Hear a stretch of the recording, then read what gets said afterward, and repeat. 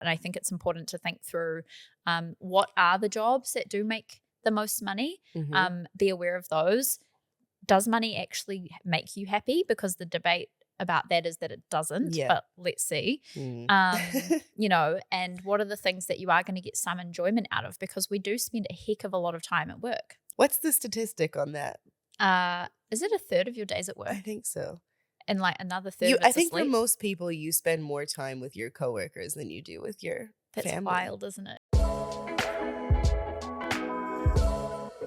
Welcome to Checks and Balances. This is Jess and Michaela back with another episode of The Takeover.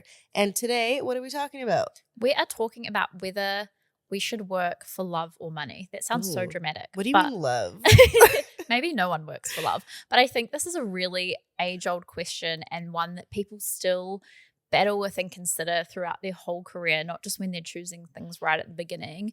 Should you focus on a really high-paying career that's maybe a little bit more stressful and something you're not as passionate about? Or do we do fun stuff? Right. So do we go to art school and learn how to paint portraits of cats? Or do we become a heart surgeon? Or some people probably love being heart surgeons. I feel like, no offense, accountants, but does anyone love accounting? I'm not sure. I don't know if I would want to meet someone that loves accounting. That sounds scary. Does he love accounting? I don't know. Anyway, I think there's definitely some careers which people choose for the financial payoff and the financial benefit as opposed to the passion behind it. 100%. Yeah. Most of the time, probably. So, and I think this is super topical at the moment. I think post-COVID, a lot of people kind of just hanging on to their jobs while things settled and while things were uncertain. They kind of just wanted their job that was stable. Whereas I know a lot of people that were quitting or changing careers post-COVID because then that was the time that everyone's like, okay, now's the time to move. So it was quite front of mind then. And it's also a really big thing. I don't know how many listeners we have at high school or uni, but when you're going through that period of your life, maybe you've actually got kids that are going through making these decisions right now. It is so hard to make. You know, you might be 16 and someone's like, hey, what career do you want to do in 10 years' time? You're like, I don't know. How do you? And probably what you choose when you're 16, it's not going to be what you're doing in 10 years' time in most cases. I wanted to do film. Really? I always wanted to do film. Hey, well, you're kind of on film kind right of now, circled back. You made it. Yeah. I actually started university doing film, and when I got to the practical aspect of it, there were other people that had just been doing it for so much longer and had a portfolio of stuff already, and I was like, oh my goodness, I'm way out of my depth here, and changed to psychology, and now I'm working in finance. So it's just it's a totally crazy period of time where you're trying to figure all this stuff out. And I think it's important to think through what are the jobs that do make the most money. Be aware of those. Does money actually make you happy? Because the debate about that is that it doesn't, but let's see. You know, and what are the things that you are going to get some enjoyment out of? Because we do spend a heck of a lot of time at work. What's the statistic on that? Is it a third of your days at work? I think so. And another third of it's I think asleep? for most people, you spend more time with your coworkers than you do with your That's family. wild, isn't it? Yeah. So we want to make sure that we're doing something that we at least borderline enjoy. But is the payoff of it being maybe a less enjoyable job with more money, you're going to get more enjoyment out of your spare time because you've got less money trouble.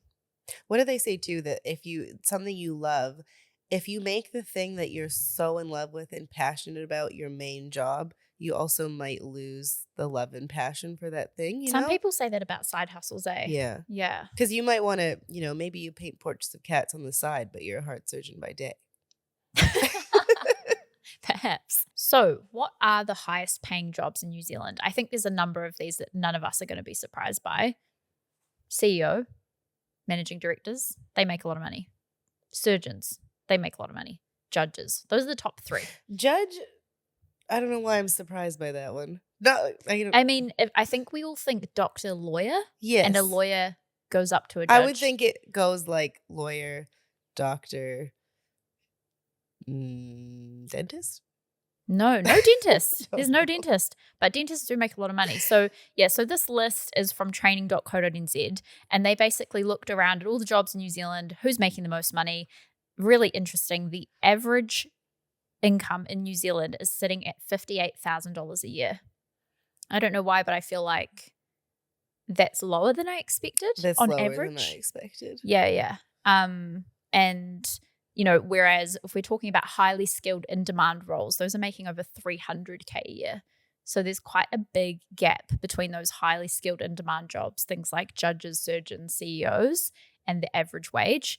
Some of the surprisingly high earning jobs in New Zealand, a country sales manager. So if you work in sales and you've got the sales skills, you've got the gift of the gab, you can make a bunch of money there. IT general managers, I think we know. IT people make so much money. Right? Yeah. And because we see people's incomes obviously coming through for mortgages and things like that. So, not super surprising. Financial services, bit of money made there. Investment directors. The one that really surprised me on this list, and it's the list of the top 11 earning jobs in the country, HR.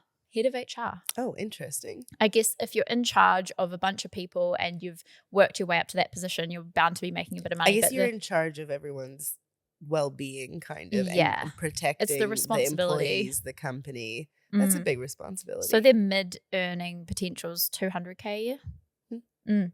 So a few, not surprising, the people that are on this list, a chief financial officer.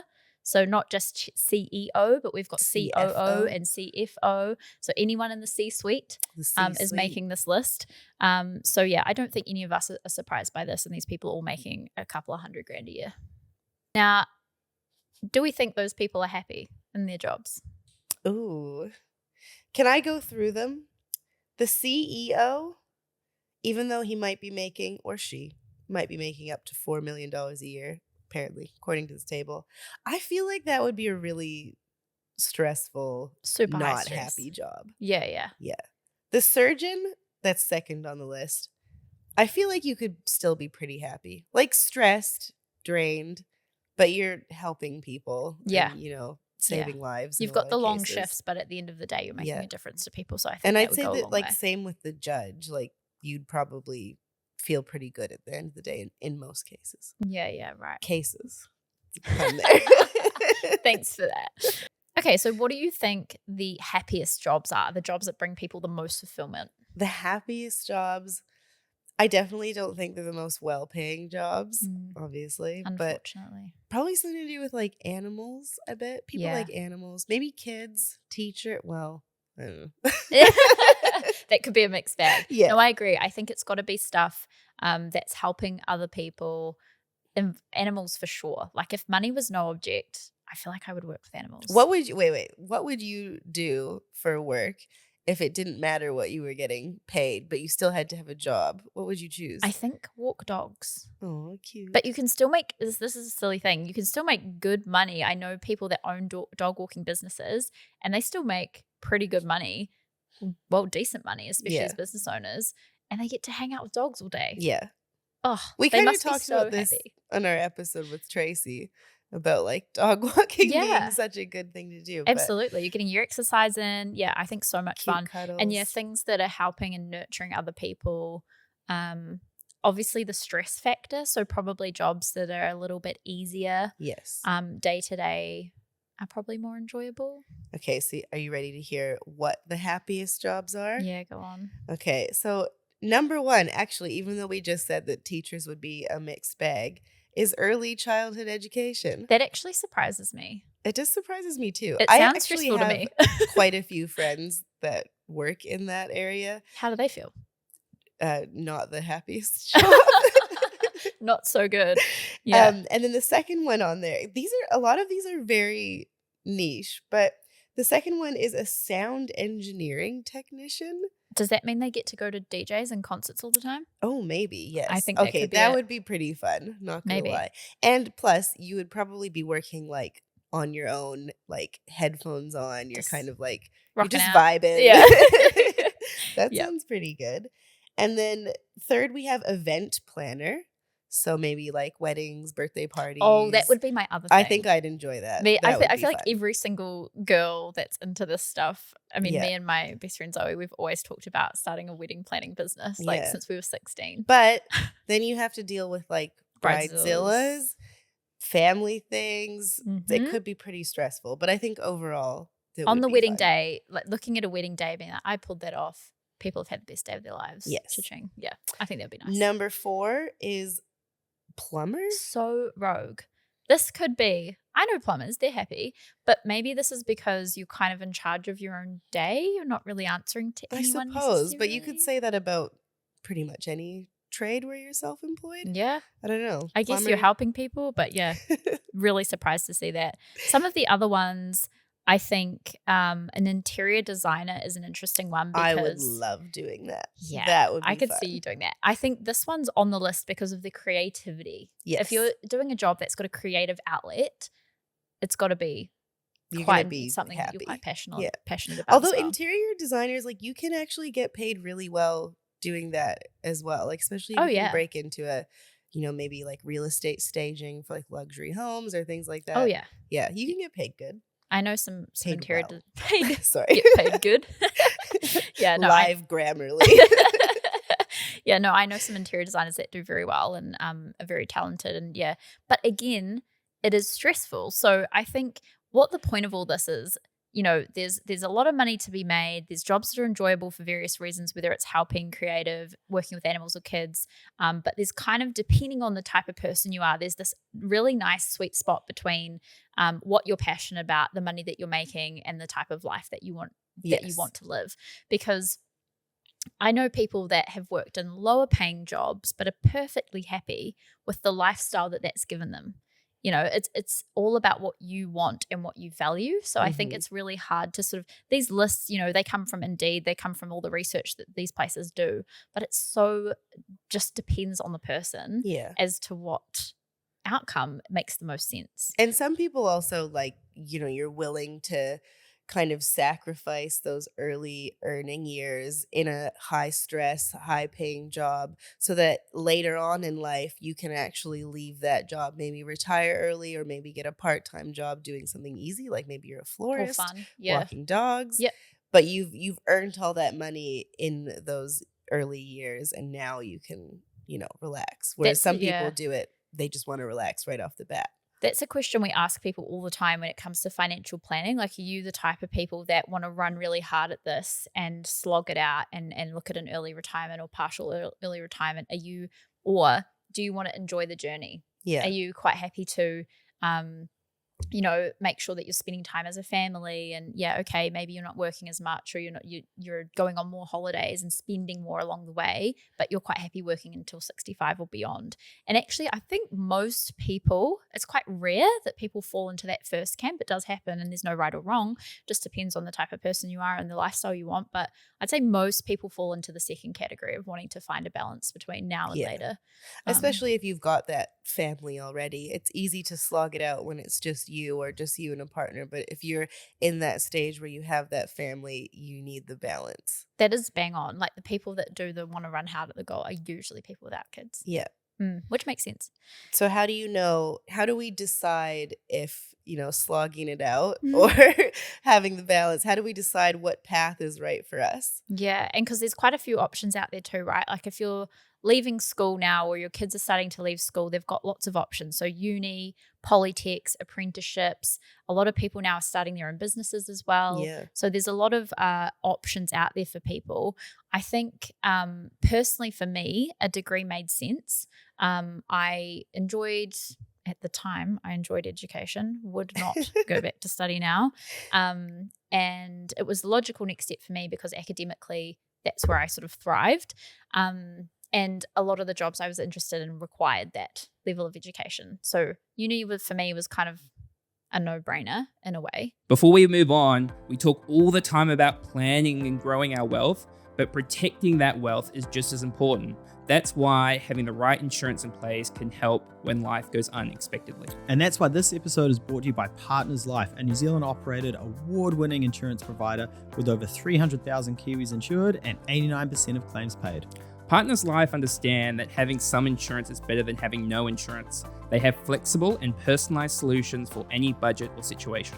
Check out their website in our show notes below. So if you left school with NCEA Level 2, you can expect to be earning twice as much 9 years later as someone who left school when you did, but had no qualifications. What is NCEA? level I 2? forget. Because obviously She's not from you here. guys have a different schooling system. Yeah. So NCEA is the second to last year of high school. So Right. you do have the option. I think in New Zealand, you have to attend school to at least 16. I think that means you have to do level 2.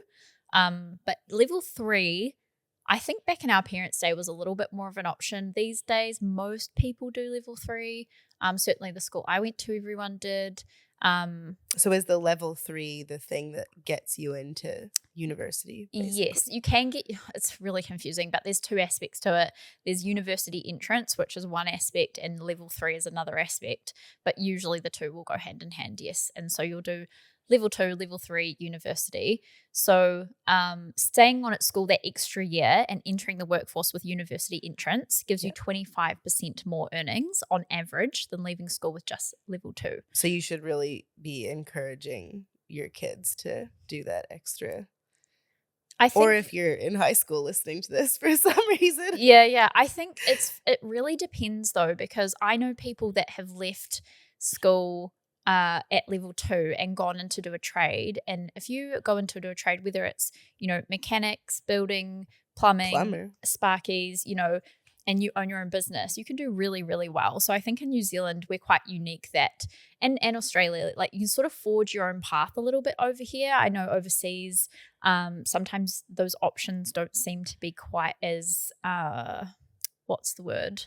as available to people.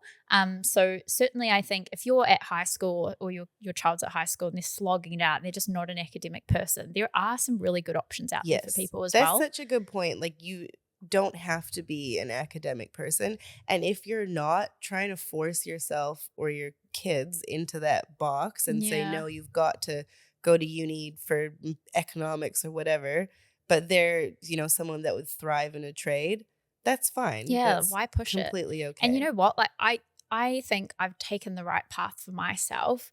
I've managed to get into jobs that I would not have had without my degree. However, I do also have student debt. So I've got a student loan that I'm still paying off, whereas all my tradie mates don't have that, and all their money they get to keep. That's actually an interesting point, because with the student loan thing, so for myself, I went to university and I left in my very last year. And it was because of 2 things. The first one was I was going to have to get a student loan in order to finish my degree. And I couldn't wrap my head around taking out so much debt for something that I wasn't really passionate about. And for context, I was doing an art history degree, which has literally nothing to do with what I do now. And I loved it, and it was a passion of mine. Like, I've always been very interested in art, and like growing up I was like drawing, painting, all that stuff, which is why I did it. But when I became confronted with, now you're going to have to take out debt to finish this, then I started thinking, well, what am I going to do with this degree? I started looking up what jobs I could have. Great. There's not many, like museum curator. It's very niche stuff and definitely not well paying. Right. So I think you've answered your question here, right? So my advice to people would be, okay, chuck a couple of papers in there that you're passionate about to keep you going. Like if you're passionate about art history, usually when you're doing a degree, you have to top it up with a couple extra papers for the points anyway. So do some of that. Maybe do a minor in it. Yeah. But for your major, I would be really seriously thinking about what is this, and in saying that degrees don't always lead to the job you end up with, as we can say. But if I was to do it again, I wish that I'd done economics alongside my psychology degree, because very true. What have I ended up doing anyway? Interestingly enough, for me, I was doing this arts degree because I was passionate about it. But there was some part of me that was still really, I've always been really interested in sciences. And so I'm doing this arts degree, but all my extra papers were math and science related. That to me was like the elective, oh yeah, I want to learn about this. So I'm doing biology courses on the side while learning about Monet paintings on the other end. It was so that was when I realized this makes zero sense. Like, what are you doing? Yeah, so thinking ahead to the types of jobs that you could potentially get off the back of the degree is a big one, especially if you're having to take out debt. In New Zealand, we're lucky student loans are interest free as long as you're based here, so it's less of a daunting decision, but it's still a decision nonetheless.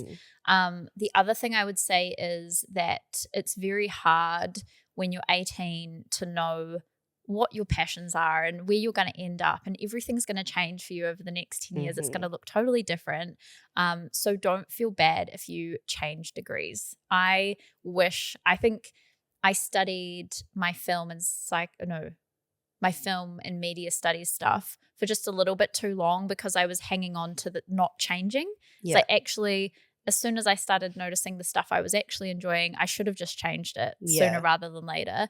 And it's okay. And I think when you're going through high school, you're doing maths and English, and, we don't really have a widespread of subjects in New Zealand, I guess, because we're quite small. So it's not as if you're studying the same stuff that you study at uni. You don't know if you enjoy it or not until you get there. Right. So don't feel bad if in the first trimester you think, actually, I thought I loved X, Y, Z and I hate it, and that stuff's looking really good and I can see the career potential there for me. Don't feel bad about changing your degree. It's like cut your losses sooner rather than later. Yeah.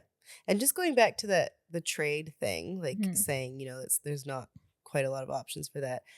My high school back home, we had this interesting program where, like, in your last year of high school, if you were not academically inclined, you could actually take that last year of high school and go straight to a trade school instead. So you could go and you'd be like, no, you know what? I want to go learn welding, or I want to go learn construction, plumbing, whatever it was. And you could do that. And then rather than go to university the year after high school, you're going straight into your trades work. Wow, that's good, eh? Yeah. Setting people up. I think, just trying to know yourself as much as possible and thinking ahead a little bit rather than just being like, oh, I'll pick something that I like because I'll end up doing something that I like. It's not the most practical choice to be making, or do a combination of things that you enjoy and that make sense for your career.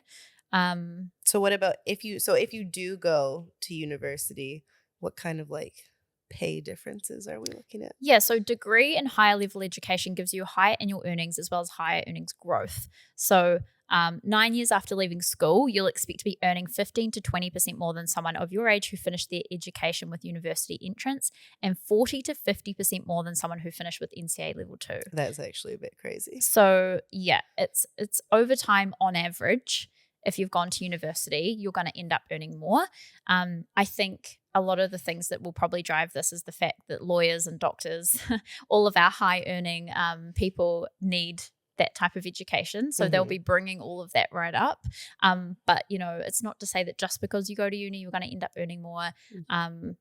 Just because you go into trade, you're going to be earning less. Actually, quite often, there's people doing the opposite. So on average, that's the case. But I think there's a few occupations that are drawing that average up. And it kind of does this, right? Bump to the mic. But it kind of evens out, because I think I read somewhere once that the people that go into trades tend to make quite a lot of money right off the bat. Or after their apprenticeships are done. Taper off a little bit as they get older. But then they've not got the debt. And if they've been smart with it from the get-go, we always say time in the market, not timing the market. True. So if they've been smart and set themselves up early, we see people obviously coming through with plans. So tradespeople who have made quite smart decisions and leaned into their skill set early on have set themselves up really well. Some people have gone to uni, they've gone traveling like me, and you kind of come back and you're having to, I've just bought a house last year, whereas there's some people that have already paid their mortgage off because they went straight into a trade, no debt, didn't travel. So, it just depends. And then some of these higher paying jobs, like for example, lawyer, you kind of have to start at the bottom once you finish university, and then you go the opposite way. You actually go up the older you get and the longer you are. Yeah, for sure. I think the one thing that it really comes down to is that you can't force yourself to do something that is just not your cup of tea. Exactly. I can't see myself as a plumber. You know what I mean? You just have to learn what? You That's just have so to shocking. you have to lean into your personality, know yourself, and that's something that will happen after you leave school.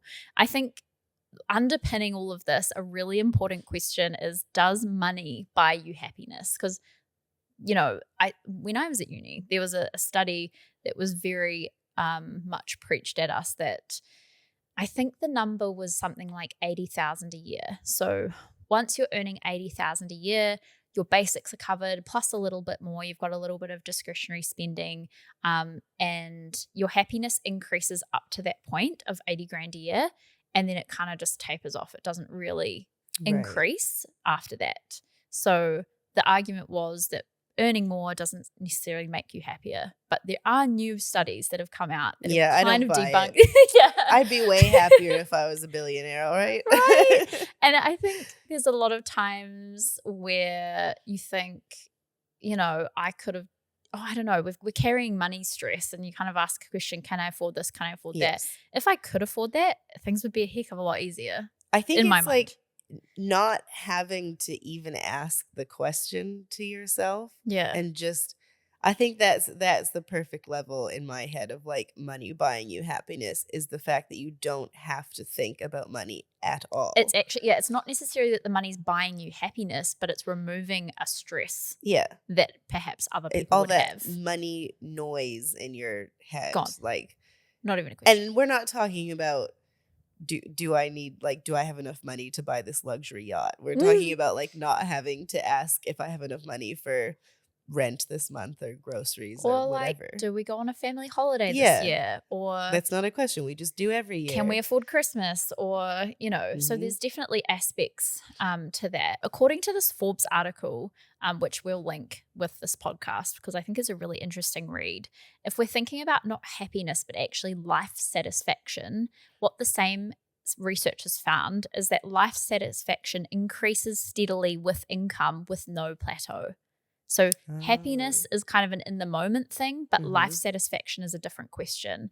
And I think if we're seeing life satisfaction steadily increase with more income, that's a really interesting thing to think about, because if you think about it, as your income increases, you can afford more leisure time, you can afford more holidays, better education for your children, you live in a bigger house, you drive a nicer car, etc. So people, in terms of their life satisfaction, what they're getting out of their money is shown by the study to increase. But I think the other point that this article makes is really important, is that we can't focus too much on money being the cause of the life satisfaction. It's correlated, but it might not be the cause. And also, it's only if that money is used as the tool correctly. Like, if we're hyper consumerism and buying stuff and buying cars and doing all these things, and we're not actually getting life satisfaction out of the things that we're using the money for, then it's not going to have an impact. I think that's what people think of when they say money doesn't buy you happiness, is they're thinking about like the guy that's like super depressed, so he's crying in his garage full of Porsches. Like, hey, like, it's like you've bought all these things, but that doesn't mean that to you're fill happy. A hole. Yeah. However, on the flip side of that, maybe it's that you have lots of money and you've used that so that you don't have to have anything. You can just live on the beach in Bali and like relax every day. Yeah. And there's this huge movement of super rich, because who's done it? I think Elon Musk has done it, and someone else. Done what? They've gotten rid of all their stuff. Oh. Yeah, they've gotten rid of all their stuff, and they've just and their house. Are you sure? I swear I saw him on a super yacht the other day in a picture. Well, maybe they kept their super yachts, but I'm sure we'll have to find out and see if we can put it on socials. But yeah, there's certain celebrities who have reached this level of wealth, and they actually got rid of all their stuff in their house. Not all their stuff, but they got right back down to basics. And I think maybe they've figured out, buying stuff hasn't necessarily. It's not the stuff. It's like how you feel as a whole. Also, speaking of empty houses, you're making me think of have you ever seen photos of Kim Kardashian's house? Yes. Minimalist. There's like nothing in it. It's like it's white and stark and marble, and then there's like one like beige chair in the corner. Yeah. But Kim Kardashian, she's rich. She's probably happy. She seems Maybe. happy. Kim Kardashian, are you happy? The highlights reel seems happy. But yeah, so important to think, yes, okay, life satisfaction's increasing, but it's correlated, not caused by the money, and that the money has to be used as a tool in the right way to gain the life satisfaction. So yeah, to me, it's all a balance of having a mildly stressful job that pays pretty well and making sure that you use your money wisely. That's what it the boils down advice to. today. You need a mildly stressful job. Not too stressful, mildly stressful that Just the pays right well. amount. Yeah. Yeah. But it all comes down to you and your personality and what's going to suit your lifestyle and that you're getting out of life what you want to get out of life. Yeah. You might be very happy living in a little batch on a beach in the middle of nowhere that costs nothing and I could do that. sick. Yeah. Yeah. Good on you. Well, before we wrap this up, I need to just touch on one note that's in our notes here. So Georgia, our producer, while she was doing the notes for this episode for us, because she's amazing, she found a study and the article touched on what is New Zealand's most attractive workplace. And so before we filmed this, we were at odds because does that mean most attractive in terms of like beautiful people? Do they hire hot? Or does this mean people really want to work there? Like it's attracting people. Anyway, the answer to the question was Air New Zealand. Air New Zealand has been rated the most attractive place to work for the second year in a row. To be fair, they do hire hot. Well, do we think they mean like they've got great looking flight attendants? Absolutely not. Or do we think people just really want to work People really there? want to work there. Okay, so Georgia thought it meant really attractive people. Oh boy. It's okay, Georgia. We'll forgive you. We forgive you, Georgia. And every Air New Zealand employee listening to this, and we do have some clients that work for Air New Zealand. Congratulations, you work in the most attractive place. employer. Okay, so aside from that, to wrap things up, job-wise, you need to choose that balance between happiness and money and, keep your goals in mind when you're choosing that. And obviously we talked a lot about like high school and university, so you might be thinking about your kids, or maybe you're really young and you're listening to this thinking about your next steps. But a lot of this also applies to, if you're thinking about changing careers, because that is something people do in their 20s, 30s. They think about, do I want to keep And doing beyond. this? So I think that these tips can probably apply to like quite a lot of people across ages. So don't put this episode aside if you're not 16. Yeah, agreed. Cool. All right. Well, thank you so much to Partners Life for sponsoring the episode. Don't forget to like, review, and subscribe, and we'll see you next time.